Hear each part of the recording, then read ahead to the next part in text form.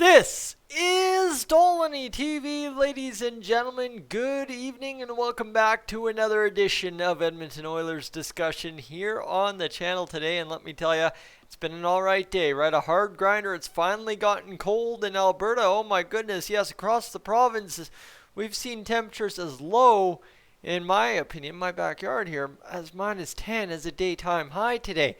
Wow, you know what? That's mighty cold. And, well, suddenly it's starting to feel a lot more like winter, especially with the blowing snow out there and the ice and all the fun stuff that southern Alberta has to offer. All right, anyway, when we start talking about winter, the big calendar event in terms of junior hockey in the wintertime is obviously, yes, we're not going to ignore it because it's a weird year. It's still happening, the World Juniors, and yes, we can confirm at long last that Dylan Holloway will, in fact, be playing in the Edmonton bubble for the 2021 World Juniors. He has made Team Canada part of the 25-man roster and looking to slot in at least at minimum on the third line. Now I'll get a quick look here because the NHL Oilers Twitter account, where is it? Playing alongside Newhook and Peltier. Okay, there's his line mates, right? Alex Newhook and Jacob Peltier. If you're unfamiliar with those guys, go Elite Prospects them because they will get you a little bit more familiar with them. But it will also mean that Dylan Holloway is joining Philip Broberg as Oilers players who will suit up at the World Juniors.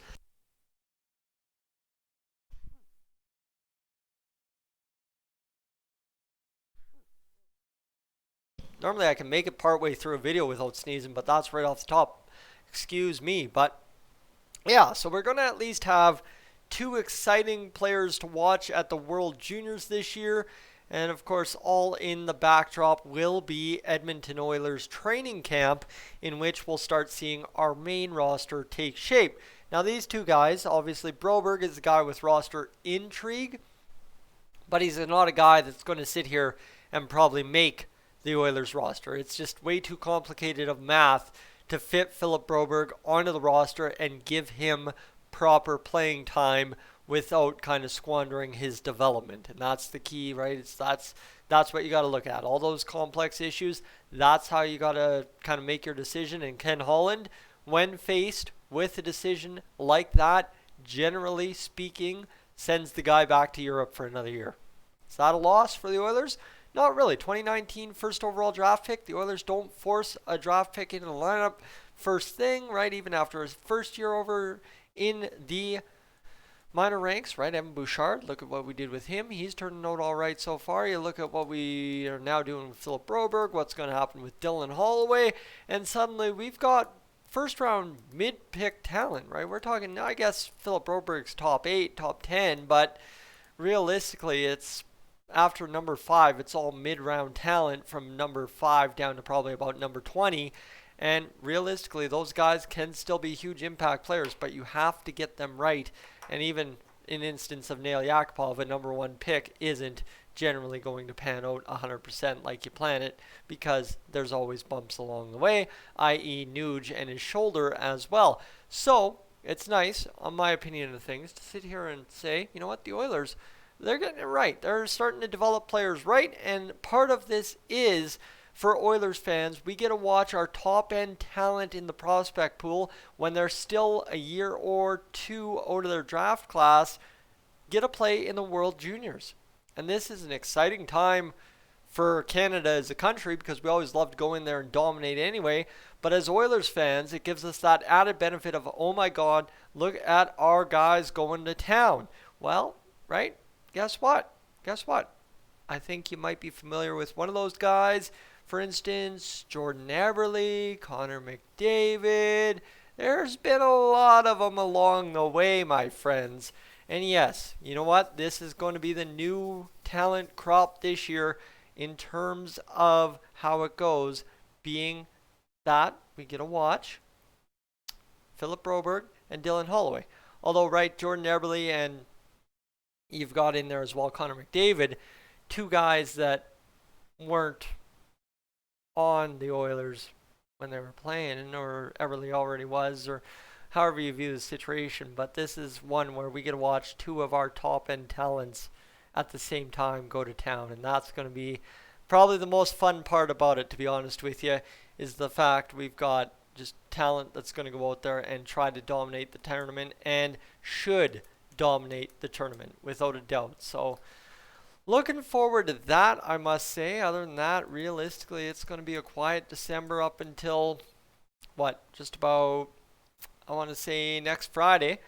So that's where it gets really interesting. Is Dylan Holloway? Yes, he's still practicing with Team Canada, and we will still get highlights out of Team Canada's practices and stuff. So Dylan Holloway, at least at a bare minimum, will continue to provide us with some kind of day-to-day or semi-day-to-day Oilers news as we move along towards puck drop on Boxing Day, or is it on Christmas Day actually this year? I think they are actually dropping and opening the real tournament on Christmas Day this year, if I'm not mistaken. But this is still 2 weeks away at minimum, and you know what? We need some kind of entertainment. Yes, we realistically won't have much entertainment till next Friday, so about the 18th, and then it'll pick up from the 18th to the 23rd or 24th. But then, of course, I can't imagine in a return to play scenario, the Oilers and the NHL would allow players to be traded on Christmas Eve and Christmas Day. I highly doubt that, so we'll probably have some kind of trade and signing freeze over those 2 days, and then we'll get back to action the 26th. But you do remember that Ken Holland, he's demanding Christmas be spent in Edmonton this year, saying everybody's got to be back on December 23rd. So, again, in that, you've got Ken Holland coming to Christmas time, getting everybody here. So, yeah, everybody will be in Edmonton, but it won't be till the 26th that the real action picks up for the Oilers and things get underway. However, the 23rd could be a pretty exciting day to see everybody on the ice all at once, all together, and getting legs back going for what's going to be an incredible NHL season, no matter which way you cut it, because it's going to be a mess, and it's going to be a beautiful mess, because it's going to be our mess to enjoy as hockey fans. Ladies and gentlemen, that's Dylan Holloway in a nutshell. I must say Dylan Holloway is going to be interesting to see what he does, but for right now, we'll pay attention to just kind of the developments that keep going. It's going to be a long weekend here on Dylan TV. You know, every weekend we try to pump out as much content and get as much discussion here in the Oilers verse as possible. So guys, look forward to that. I will, of course, catch you in the next one. If you're new to the channel right now, I forget to do it off the top of every video, and I gotta start remembering to do it off the top of every video. Maybe I'd gain a sub or two a day if I did that. Hit that subscribe button if you're new, and of course that bell that pops up afterwards, that's an extra option, but if you click that, you might get notifications to your phone or your computer or whatever when I post a new video, and that of course helps me out a lot if you catch the video when it's very fresh. Right now you're seeing 4 videos pop up for you to click on. Click on one of them, let's go on a tangent, and I will catch you guys in the next one.